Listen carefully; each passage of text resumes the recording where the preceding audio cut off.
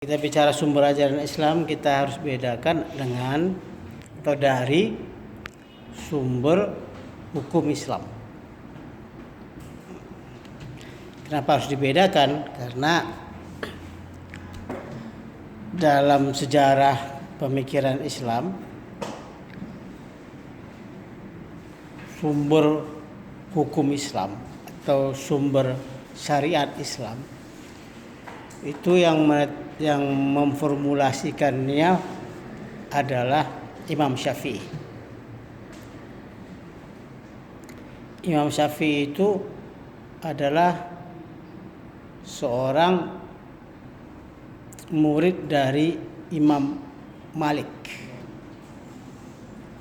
Beliau lahir tahun 150 Hijriah.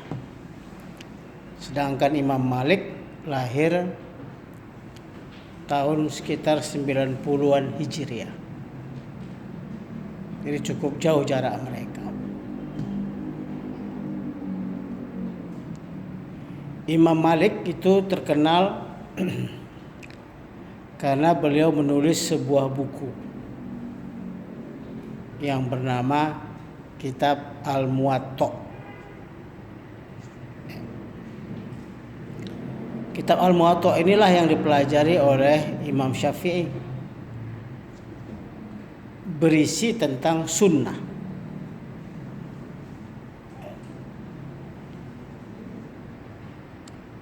Sunnah yang dimaksud adalah sunnah ahli Madinah, sunnah penduduk Madinah. Apa arti sunnah? Sunnah itu artinya perbuatan, atau kalau dalam bahasa Inggris disebut dengan living tradition, kebiasaan hidup. Bahasa Arabnya thariqah maslukah.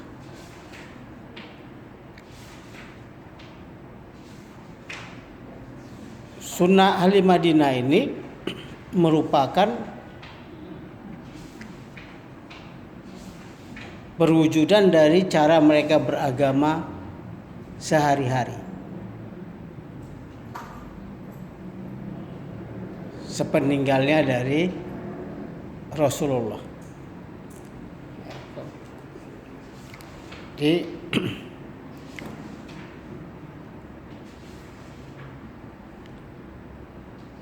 ini sunnah yang paling kuat. Kenapa? Karena dia di Madinah. Nabi Muhammad hidup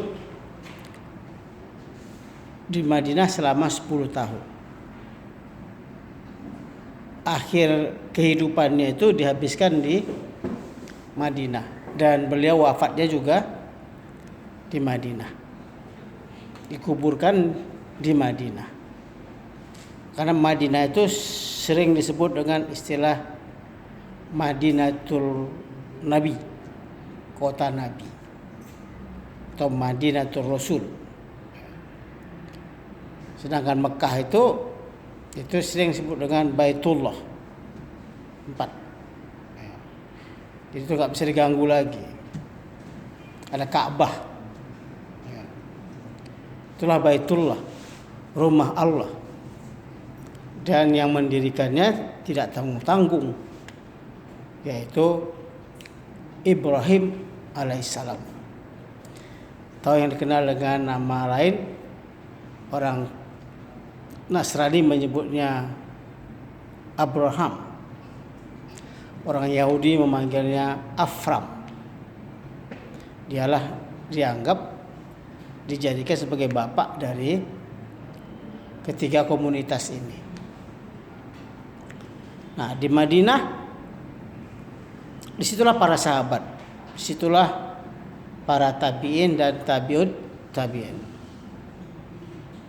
Imam Malik lahir di sana tahun 90 Hijriah, berarti tidak terlalu jauh dari tahun Nabi. Meskipun lumayan jauh, tapi tidak terlalu jauh dibandingkan dengan Imam Syafi'i yang lahir 150 Hijriah, tapi di Hijaz.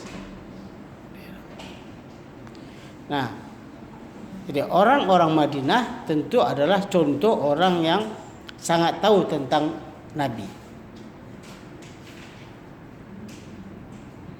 Orang yang sangat tahu tentang sunnah beliau.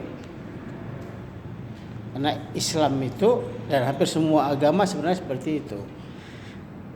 Nabinya itulah sebagai contoh hidup, suri tauladan bagi seluruh umat-umatnya selama hidupnya.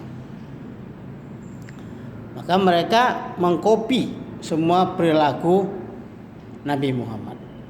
Kalau nanti Anda punya waktu untuk ke Madinah, Anda bisa umroh misalnya, pergilah ke Madinah, lihatlah beberapa peninggalan dari Rasul. Meski beliau hidupnya 13 tahun di Mekah, tapi kalau mau kita sebut karir beliau sebagai seorang Rasul itu dimulai ketika dia hijrah ke Madinah.